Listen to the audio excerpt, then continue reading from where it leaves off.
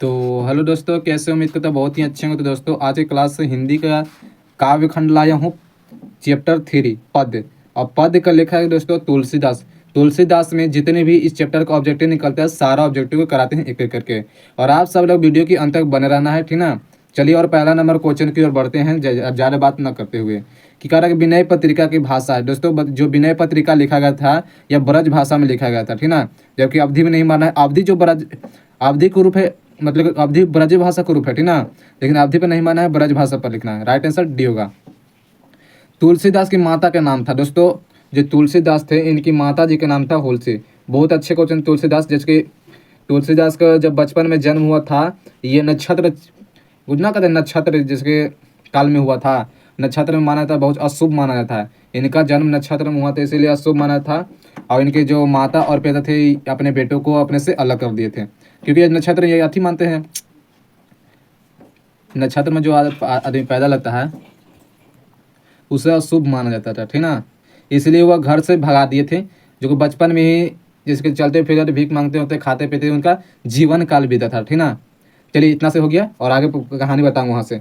तीसरा number question देखते हैं कि तुलसीदास की माता का नाम था। ये तो बता देते तीसरा ना। तीसरा नंबर कि तुलसीदास का सर्वश्रेष्ठ महाकाव्य कौन था? तो रामचरितमानस, ठीक है। रामचरितमानस थे। मतलब कहने के दोस्तों, जब इनकी पत्नी का जो पत्नी से ब्याह हुआ था, और पत्नी का नाम था इनका रत्नावली। रत्नावली इनकी पत्नी का नाम था। ध्यान से सुनिएगा कहानी का। रत्नावली पत्नी का नाम था। रत्नावली कहते हैं कि जब अपने मायके यहाँ गए थे, तो लेखक भी चले गए। कौन? तुलसीदास भी उनके साथ चले गए। और उसके बाद रत्नावली पूरा गुस्सा हुए तुलसीदास पर। ऐसा सा बात बोले तुलसीदास पर, मतलब वो क्या क्या दिमाग से एकदम भयभीत हो गए। उनको रत्नावली से हट गए। वो क्या किया, एक जैसे कि साधु फकीर के साथ है, ये बन गए राम जी के भक्त। क्या है? राम जी के भक्त। भक्त कौन बन गए? तुलसीदास बन गए थे। इसलिए क्या कहता है, तो तुलसीदास कहाँ थे? हाँ, रामचरितमानस। मतलब तुलसीदास राम जी के भक्त बने तो क्या था? रामचरितमानस होगा। राइट आंसर सी पर मारना है, रामचरितमानस। क्या समझ में आया ना? चलेगा। चौथा नंबर क्वेश्चन देखते हैं।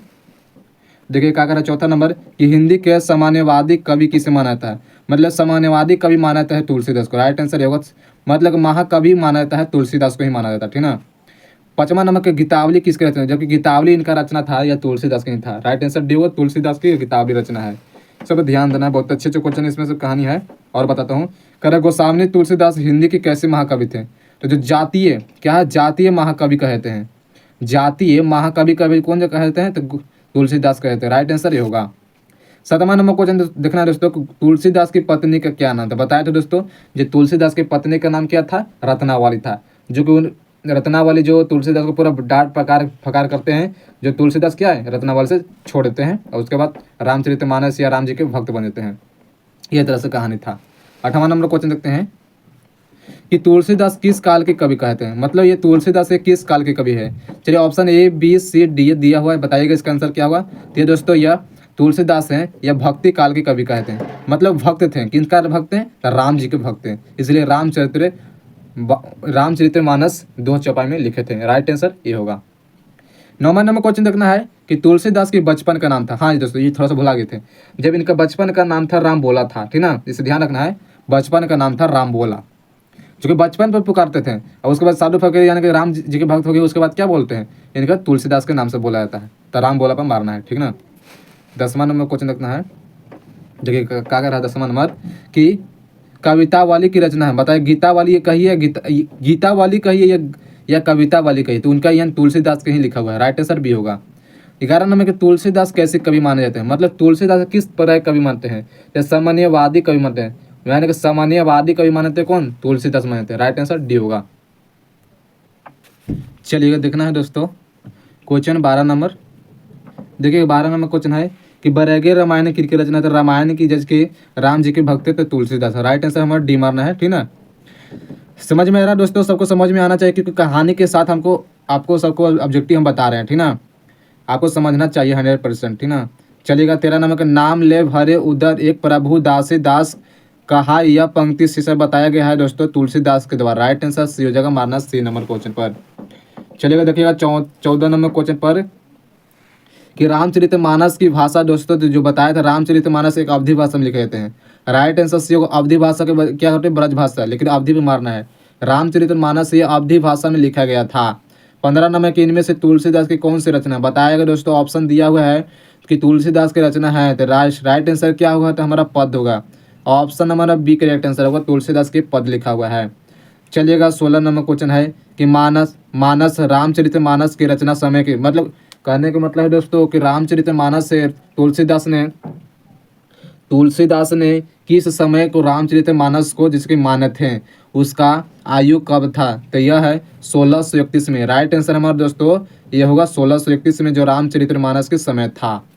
चलिएगा 17 नंबर क्वेश्चन है, देखिएगा 17 नंबर क्वेश्चन है कि तुलसीदास का जन्म कहाँ हुआ था, तो इनका जन्म हुआ था दोस्तों, बताइएगा इसका आंसर क्या होगा। तो तुलसीदास का जन्म हुआ था तो यह राजापुर बांदा उत्तर प्रदेश में हुआ था। इसका ध्यान रखना है, इनका जन्म राजापुर बांदा उत्तर प्रदेश में किनका जन्म हुआ था, तो तुलसीदास का जन्म हुआ था। राइट आंसर बी होगा। 18 नंबर क्वेश्चन है कि तुलसीदास का जन्म कब हुआ था, मतलब जन्म स्थान पूछा था राजापुर में हुआ था, लेकिन जन्म कब हुआ था। चलिए ऑप्शन दिया हुआ बताइएगा। जन्म हुआ था इनका यह 1583 में, 43 में, 1543 में हुआ था। किनका जन्म, तुलसीदास का। राइट आंसर सी हो जाएगा। चलिए 19 नंबर के रामचरितमानस के प्रधान रस बताएगा। रामचरितमानस लिखा गया था यह कौन से रस में बताया गया था, तो यह दोस्तों है इसका आंसर होगा, करेक्ट आंसर डी होगा। यह भक्ति रस में बताया गया था, भक्ति रस में। राइट आंसर डी हो जाएगा। देखना है। चलिए 20 नंबर क्वेश्चन है, 20 नंबर क्वेश्चन पर ध्यान देना है कि दोस्तों काशी में कितने वर्ष रहकर तुलसीदास ने विद्यापन किए थे। जो कहने का मतलब है दोस्तों जो कि काशी में रहकर अपना शिक्षा को ग्रहण किए थे, काशी जैसे गांव में रहकर यह शिक्षा को ग्रहण करते हैं। और कितने साल रहे थे उनका, ये 15 साल। राइट आंसर ये होगा 15 साल रहकर वो अपना विद्यापन किए थे। चलिए 21 नंबर है कि तुलसीदास को शिक्षा कहाँ से मिली थी, तो दोस्तों तुलसीदास को शिक्षा मिला था कहाँ था, तो राइट आंसर डी होगी, उपयुक्त सभी इनमें सभी चारों वेद पंड दर्शन में, और ऑप्शन बी है इतिहास पुराण में भी मिला था, ऑप्शन सी में है कि समृतिया काव्य में। राइट आंसर डी होगा, इनमें से सभी में मिला था। ठीक है, इसमें ध्यान रखना है। 22 नंबर क्वेश्चन है दोस्तों, थोड़ा सा ऊपर कर लेता हूँ।